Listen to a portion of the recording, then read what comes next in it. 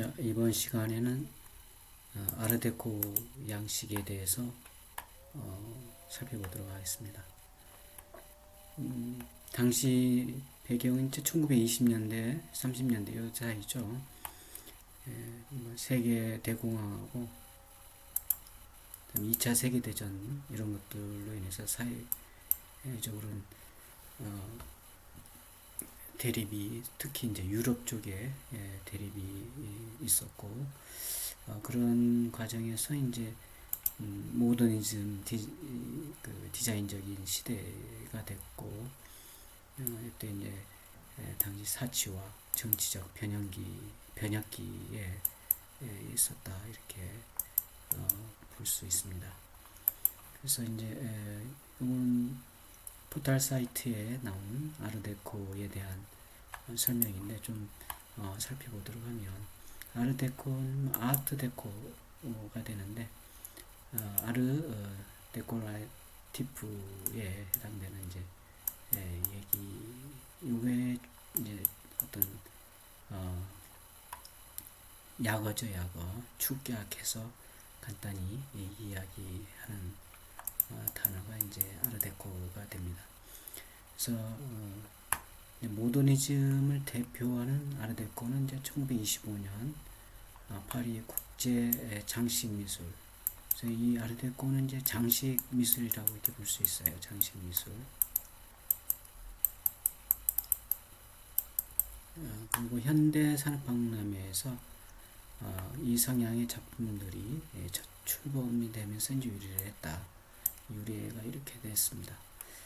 그래서 특징으로는 이제 단순함, 깔끔한 형태, 유선형의 외양, 구상주의 형태, 러시아의 이제 그 구상주의에 해당되는 그런 형태에도 이제 영향을 미치고, 그리고 기하학적이고 양식화된 장식, 그리고 매우 다양하고 값비싼 재료. 여기서 이제 특히 아르데코는 이제 그 재료가 굉장히 새로운 재료, 특히 아르데코는 이제 어떻게 보면 디자인적인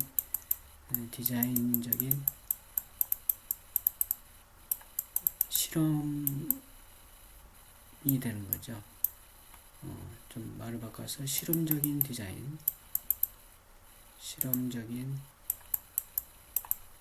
디자인이 곧 아르데코가 됩니다. 어쨌든 이제 값비싼 재료들을 이제 들 수 있고 아르데코 형식에 영향을 끼친 것은 이제 아르누보. 요 앞전에 우리가 이제 아르누보하고 큐비즘에 대해서 입체파에 대해서 한번 학습을 했습니다. 그 다음에 바우하우스에 대해서도 학습을 했죠. 그거하고 좀 비교할 수 있는데 이 아르데코하고 바우하우스는 어떻게 보면 그 대립되어 있는 관계죠. 대립적인 관계인데 후기 아르데코에 있어서는 특히 이제 초기에는 아르데코하고 아르누보가 대립이 되지만 후기에 가서는 그 이제 아르누보적인 요소가 이제 아르데코에서도 이렇게 조화를 이루는 그런 작품이 나옵니다. 특히 이제 르꼬르부지에 대표적인 게 르꼬르부지에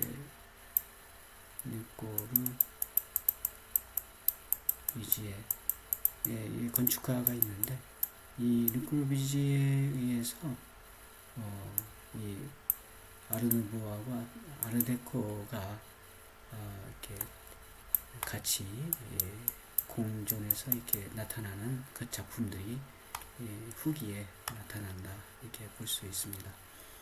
그리고 이제 대표적인 작가로는 자크 물랑 여기 있죠. 르꼬르부지에 그 다음에 장 푸포르카 네네 날리크 뭐 이런 사람들이 이제 쭉 있습니다.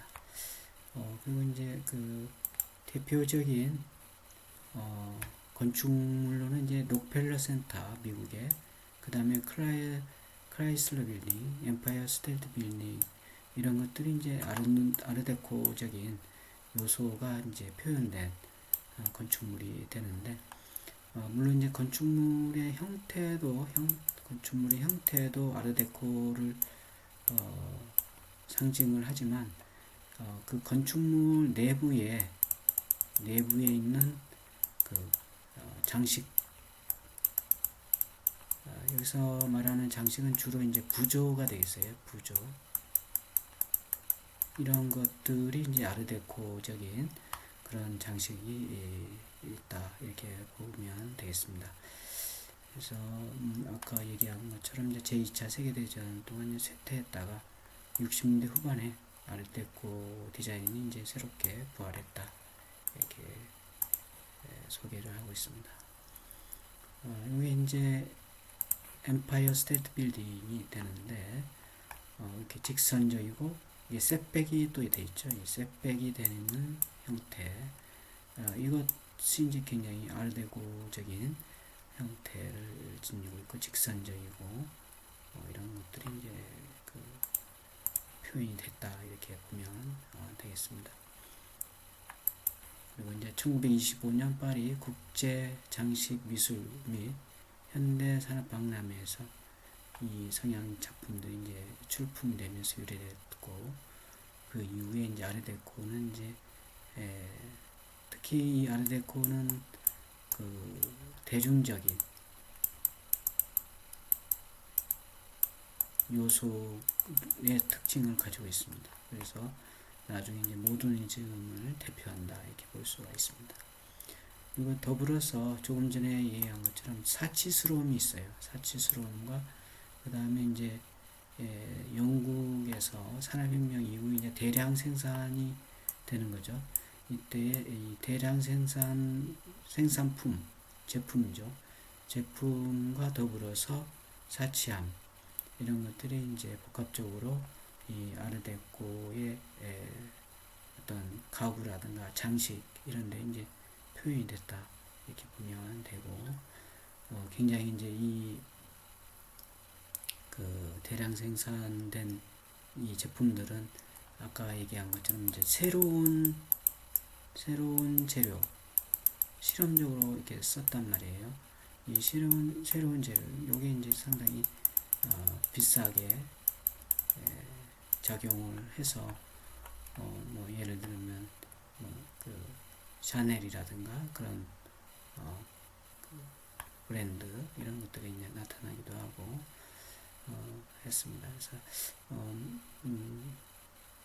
이것들은 이제 모두 부유함과 세련미를 상징하는 메시지 있고, 반전통적인 우아함을 창조하는 의도에서 만들어졌다, 이렇게 보면 되겠습니다. 그리고 이제 특징은 또 뭐 나중에 정리를 하겠지만, 단순한 깔끔한 형태, 유선형, 이런 것들이고, 유선형 같은 외양, 그 다음에 구상주의 형태에서 나온 기하학적이고 양식화된 장식, 매우 다양하고 값비싼 재료로 나오네요. 값비싼 재료로 이 중에는 천연재료, 뭐 비추라든가 은, 상아, 뭐 이런 굉장히 비싼 재료죠.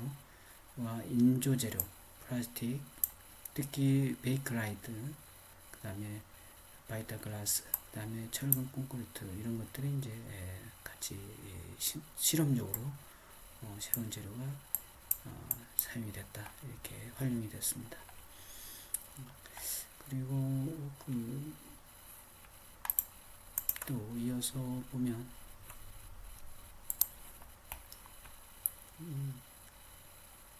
제품들은 이제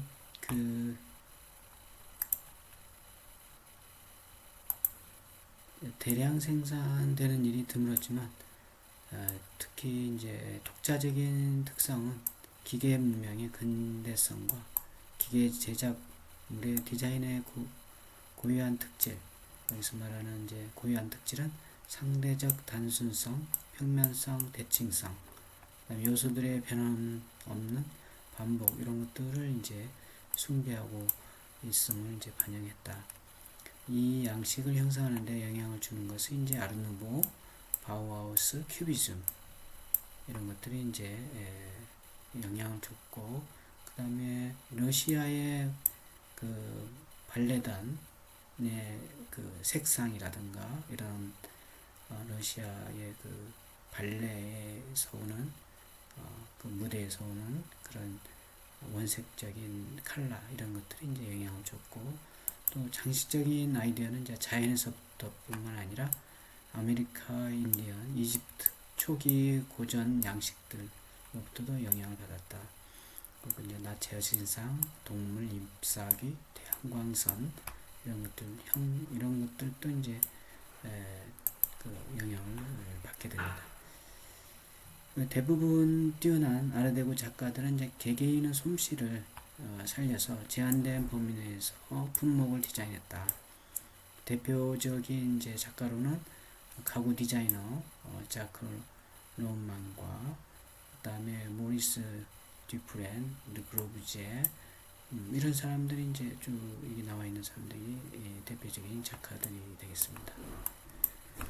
그리고 도널드 더스키가 실내 장식을 감독한 뉴욕시의 록펠러 센터, 그 다음에 윌리엄 반 알렌이 장식한 크라이슬러 빌딩, 그리고 슈리브와 램 앤드 하모니 장식한 엠파이어 스테이트 빌딩이 이제 가장 아르데코적인 그런 그 형태가 나타난 건축물이 되겠습니다. 그래서 아까 얘기를 했듯이 이제 그런 장식물이 건축물에 반영됐다 이렇게 보면 되겠습니다.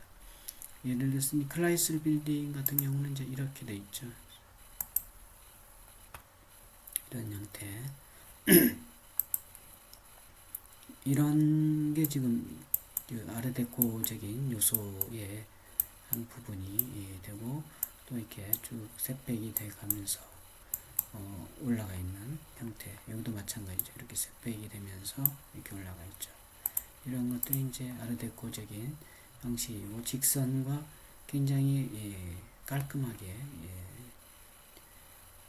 디자인된 것을 알 수 있습니다. 그래서 여기 이제 크라이슬러 빌딩이 이제 1930년대 뉴욕시에 있는 건축물이 되겠고, 윌리엄 벤 앨런이 설계했고, 이제 아르데코 양식의 아까 마천루의 전형적인 그런 형태가 되겠습니다.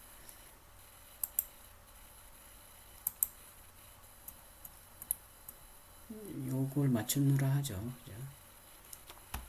그리고 그 밖에도 이제 웸파이어 스테이트 빌딩이 있죠. 웸파이어 스테이트 빌딩 이런 식으로 마찬가지 크라이슬러 빌딩하고 거의 흡사한데, 이 윗부분 마천루 그 형태가 좀 다르게 되어져 있는데, 어쨌든 직선과 그런 깔끔한 디자인으로 되어 있고, 셋백이 이렇게 되어져 있으면서 아르데코적인 형태를 띠고 있고, 또 엠파이어 스테이트 빌딩 내부에 들어가면 그 부조가 있는데, 그 부조도 아르데코적인 성향을 띠고 있다 이렇게 보면 되겠습니다. 그 다음에 록펠러 센터 마찬가지 이렇게 돼 있죠. 셋백이 돼 있고, 그 다음에 굉장히 깔끔하고 직선적인 형태로 이렇게 디자인되어 있는 걸 알 수 있습니다. 그래서 미국 뉴욕 맨하탄 5번가와 6번가 사이에 있는 건축물이 되겠고,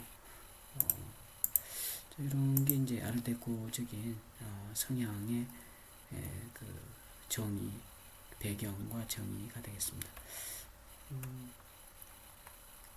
요걸 조금 정리를 한 게 여기 있는데, 일단 아르데코는 이제 아르 데코라티브 장식 미술이고 응용 미술, 아트 데코레이션의 약칭이다 이렇게 아까 얘기를 했고, 1925년 국제 장식 예술 박람회에서 유래를 했다 이런 얘기를 했습니다. 특징으로는 모더니즘과 장식성의 가치를 함께 가지고 있고, 배타적인 1920년대에서 30년대 프랑스 수공예적 그 다음에 화려함과 사치스러움 그다음에 그 새로운 재료에 대한 그 사용, 실험적인 사용. 여기 뭐 예를 들면 이제 금속, 이건 이제 인공 재료죠. 천연 재료는 아까 했듯이 뭐 루비라든가 그 비추라든가 굉장히 값비싼 그런 재료지만, 인공 재료는 금속, 플라스틱, 유리 이런 것들의 다양한 재료를 이제 사용을 했고, 저렴한 가격으로 이제 대량 생산을 위한 신기술을 이제 활용을 했다, 이렇게 보면 되겠습니다. 그리고 택진, 직선, 현대 양식의 그런 특징을 가지고 있습니다. 그 다음에 이제 초기 아르데고는 1920년대 전쟁의 피해가 적었던 프랑스에서 부르주아들이 아무래도 전쟁이 좀 영향을 덜 받게 되면서 경제력과 부유한 생활 방식을 과시하기 위해서 생긴 양식이 초기 아르데고가 되고, 이때 그래서 이제 그 화려한 장식과 사치스러운 인테리어가 나타나면서 그 아르데코의 성향이 유래가 됐습니다. 우리가 앞전에 지난 시간에 우리가 이제 공부를 했던 독일 공장 연맹하고 그다음에 프랑스 미술 연맹하고는 좀 그 차이를 보이고 있는데, 이제 여러분들 동영상을 다시 한번 독일 공장 연맹에 대해서 이렇게 보기 바라고, 1925년 프랑스 파리의 장식 미술과 현대 산업 미술 전시회에서 이제 이 아르데고가 유래가 되면서 60년대에 이때 이제 미술 양식이 아르데고라는 이름으로 이제 재조명이 됐다. 2차 세계대전 후반기에 이후에 이제 그 쇠퇴했다가 60년대에 다시 이제 부활을 했다는 거죠. 그다음에 20세기 초 전위예술의 영향과 당시에 이제 대중문화의 영향을 받게 됩니다. 그래서 뭐 예를 들면 재즈라든가 이런 음악적인 요소도 영향을 받게 됩니다. 특징으로는 보고 즐기기 위한 용도로서의 장식성, 그 다음에 현대에 알맞는 현대성, 널리 퍼지는 유행성이 이제 특징이 되어 있고, 여러 가지 영향을 받게 되는데, 대표적으로 많이 영향을 받은 게 다양한 시대적 흐름과 문화의 영향을 받게 되는데, 이제 아르누보와 그다음에 미래파, 그다음에 입체파, 큐비즘이죠.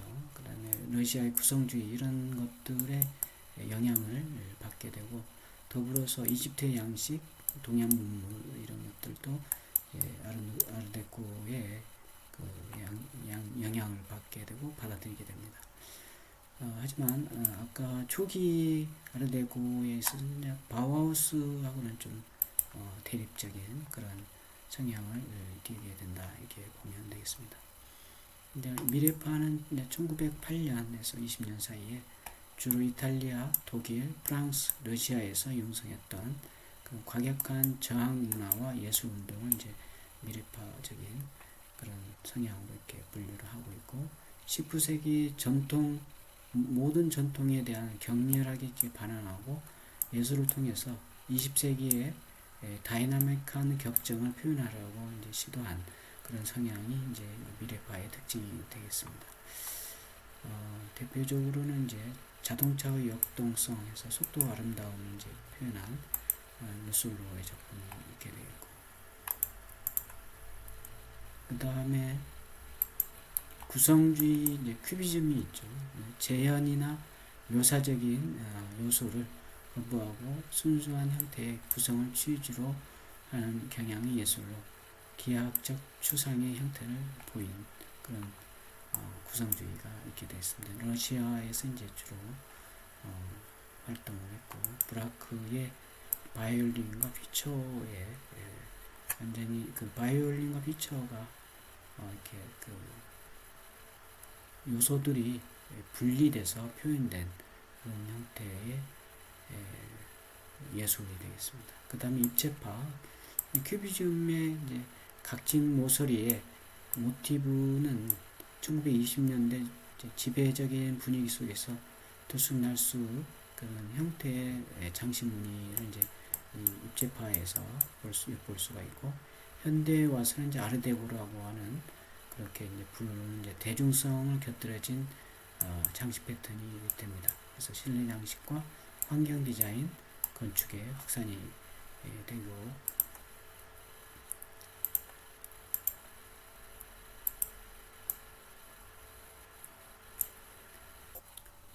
그래서 대상을 해체하여 단편화하는 큐비즘을 기반으로 새로운 움직임을 불러일으켰다. 대표적으로 이제 피카소를 들 수 있죠. 더 드림이라는 작품. 그 다음에 아르데코 건축은 이제 표현주의와 북구 암스테르담파의 건축을 참조하여 이제 중세적이고 고딕 분위기를 형성을 했습니다. 그리고 당시 디자인 운동을 수용하여 대중문화의 영향에 민감하게 반응했습니다. 그리고 이제 아르누보의 곡선적인, 아르누보는 요 앞전에 여러분들 학습을 했고 과제물로도 했듯이 가장 자연적인 어떤 그 나뭇잎이라든가 넝쿨 이런 것들 굉장히 이제 곡선적이죠. 곡선적인 이런 것들로 이제 표현된 그런 게 이제 그 아르누보의 특징 중에 하나인데, 그래서 아르누보의 곡선적인 양식을 이 아르데코는 이제 반대를 했지만, 글래스고의 맥킨토시와 비엔나 분리파의 후만 등이 구사한 기하학적인 아르누보는 이제 이 아르데코 양식에 어떤 영향을 끼친 그런 전형적인 모티브가 됩니다. 그래서 아르누보와 아르데코가 상당히 그 서로 대립적인 그런 그 디자인적 요소를 가지고 있지만, 후기에 가서는 아르누보의 이 일부가 아르데코 양식에 영향을 끼친다, 이렇게 볼 수 있습니다.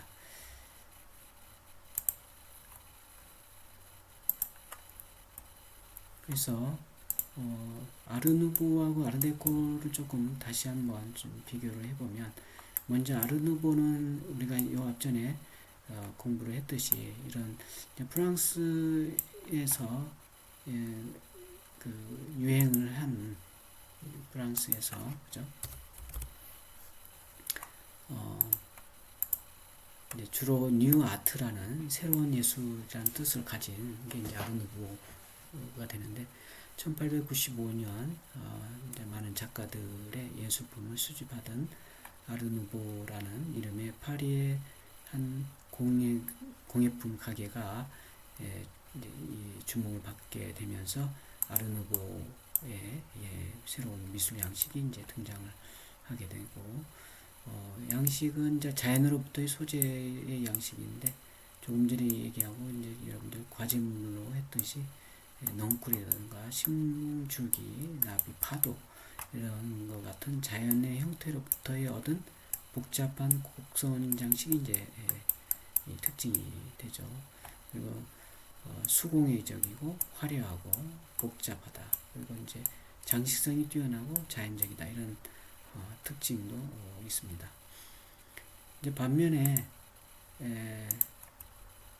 아르데코는 유래는 이제 큐비즘의 영향을 받아 20세기 초 유행한 양식으로 파리 국제 정식 미술전에서 이름이 유래했다, 이렇게 볼 수가 있고, 이제 아르 데코레이트의 지금 아트 데코레이션이죠. 준말이다, 줄임말이다, 이렇게 볼 수가 있고, 양식은 이제 기하학적이고 단순한 형태의 특징을 보이고 있고, 선, 원, 면, 사각형, 삼각형을 이용했고, 굉장히 이제 깔끔하면서 직선적이다. 아까 우리 엠파이어 스테이트 빌딩이라든가 그 크라이슬레어 빌딩 이런 것들 이제 봤었죠. 인공적인 느낌과 기능성을 추구하여 공업적 생산 방식을 적용했다. 요 부분이 나중에 이제 그 대표적인 건축가 르코르뷰제의 그 건축의 형태에 영향을 끼치게 되고 같이 뭐 이렇게 대조적으로 볼 수 있는 부분이 됩니다. 그래서 이제 글래스고 미술학교, 그 다음에 기하학적 아르누보의 대표적인 작품이 됩니다. 특징으로는 단순하다, 기하학적이다, 깔끔하다, 장식성이 뛰어나다, 이런 게 이 아르데코의 특징이 되겠습니다. 그럼 크라이슬러 빌딩을 우리가 조금 전에 봤기 때문에 넘어가도록 하고, 그 다음에 이제 아르데코의 뭐 여러 가지 특징들이 있겠지만 조형적 특징만 우리가 좀 살펴보면 화려하고 대담한 색채에서 상당히 이제 그 화려함 속에 어떻게 보면 사치스러운 이런 것들이 이제 같이 녹아 들어 있는 거죠. 그리고 총체적인 디자인적 실험으로 새로운 재료를 이제 사용했다. 그래서 이제 자연적인 재료하고 인공적인 재료가 있고, 그다음 기하학적 형태, 유선형을 강조했고, 지그재그 형태, 셋백 이런 형태들도 이제 적용을 한 거죠. 그다음에 건축적 특징은 이제 몬드리안 원리에 따른 엄격한 기하학적 디자인이 독일의 바우하우스에 의해서 수용되어 있다. 입체파와 함께 그렇죠? 건축의 미학적 근거를 이제 제공하였고, 그다음에 대표적으로 이제 르꼬르비지에 이제 건축과 기계 문명과의 결합을 시도했고, 심지어 르꼬르비지에는 이제 자기가 지은 주택을 살기 위한 기계 이렇게 부르기도 했습니다. 그래서 르꼬르비지의 이 당시의 그 건축적 특징은 군더더기가 없는 합리주의 그리고 기능주의의 산물이고, 기능미를 이제 추구하는 현대 기계 문명의 상징이라고 할 수 있습니다. 그다음에 이제 미국의 아르데코가 있는데, 유럽에서의 그 세계 대전과 달리 미국에서는 이제 그런 피해가 없었죠. 그래서 많은 유럽의 예술가, 건축가들이 이제 미국 쪽으로 건너가서 활동을 하게 되고, 미국에서의 본토에서의 예술가, 건축가들은 이제 유럽에서 이주해온 그런 예술가들과 이제 절충하려고 하는, 그래서 이제 절충주의가 나타나게 되는 거죠. 그래서 강한 장식적 요소와 색채를 이용한 디자인을 이제 보이게 됩니다.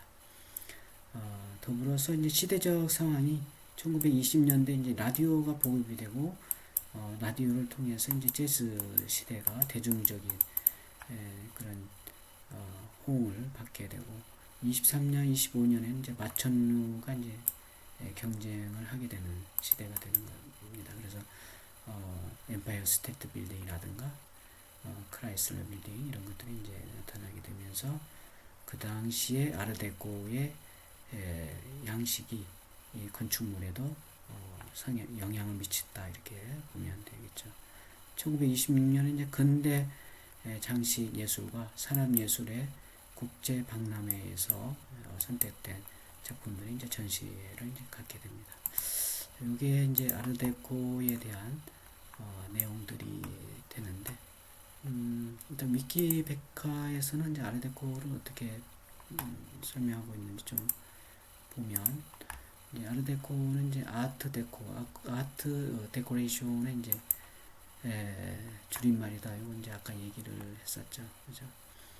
그래서 쭉 나와 있고, 아르누보 자연적 모티브를 중시해서 이제 그 아르데코와 아르누보의 그 서로 대조해서 이렇게 우리가 한번 볼 수가 있는 거고, 아르데코는 이제 여기 좀 읽어보면 산업화가 가속화되어 산업 문화 전반이 변화하던 시대에서 나타났고, 아르데코는 대량 생산을 위한 신기술을 포용했다.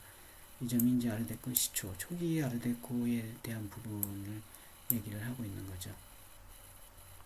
그래서 아르데코의 전성기에는 이제 고급스러움, 어떻게 보면 이제 사치스러움이죠. 매혹적이고, 그 다음에 풍부함, 신기술 발달과 병행해서 이제 나타나게 된다. 이렇게 보면 되겠습니다. 그리고 이제 아르데코를 비대칭보다는 대칭을, 곡선보다는 직선을 지향했다.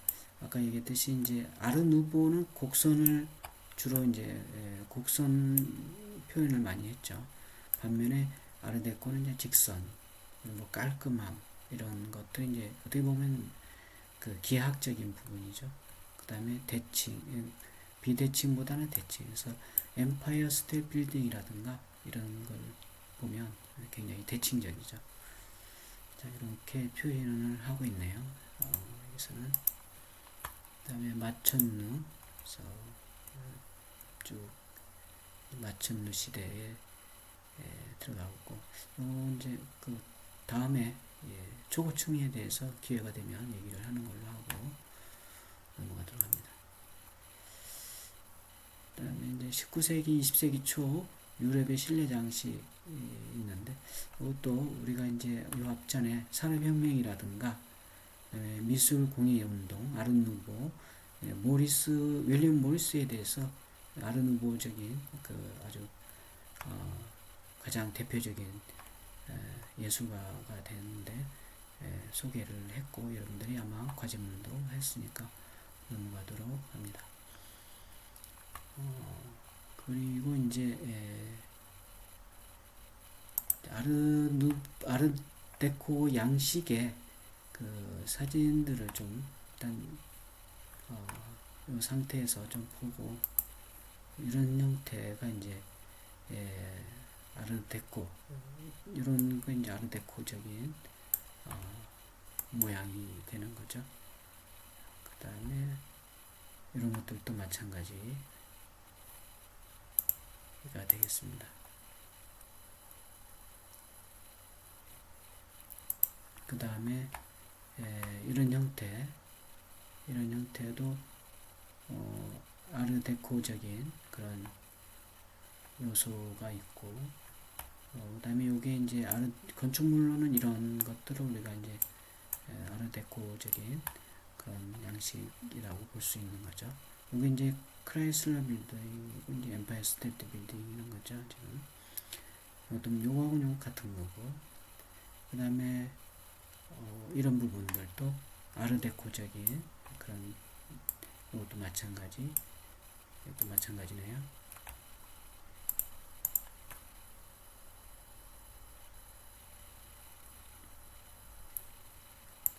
이제 굉장히 값비싼 그런 새로운 재료를 이용해서 장식 미술 또는 가구 장식이 되겠습니다.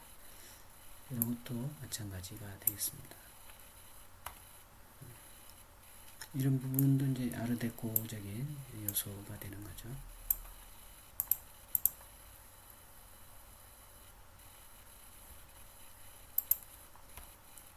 여기도 마찬가지 쭉 아르데코적인 가구가 되겠습니다.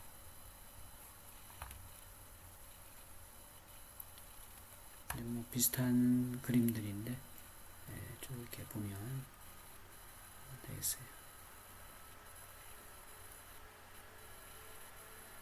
이것도 굉장히 아르데코적인 그런 건축물이 되는 거죠. 마찬가지.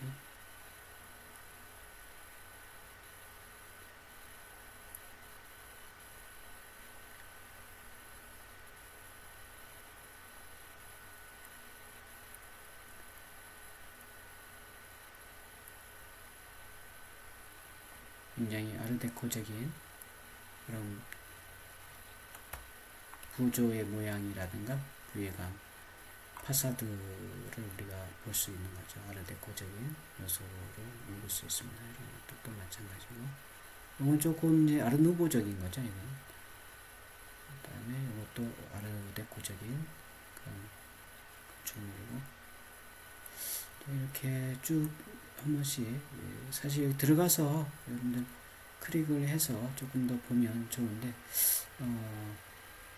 이제 문제가 그 저작권하고 조금 문제가 있어서 유튜브에서 이제 그 클레임이 오기 때문에 그렇게는 못하고 여러분들이 이제 소개만 하니까 각자가 포털 사이트에 검색을 해서 좀그 감상하시기 바랍니다. 자, 오늘은 여기까지 얘기하도록 하고 이제 다음 시간에 이제 근대 교재에 보면 이제 근세 시대에서 뭐 르네상스, 바로크, 로코코, 그다음에 우리나라 이제 그 한반도의 조선 시대를 이제 예를 들어서 그 책에 기술을 해놨습니다. 그래서 요건 이미 르네상스라든가 바로크, 로코코 이런 부분들은 그다음에 조선 시대 이런 부분들은 이미 다 설명을 했으니까 그걸 토대로 교재도 한 번씩 보고 그 학습을 하면 되겠습니다. 자, 오늘은 여기까지 하는 걸로 해서 마치도록 하겠습니다. 수고했어요.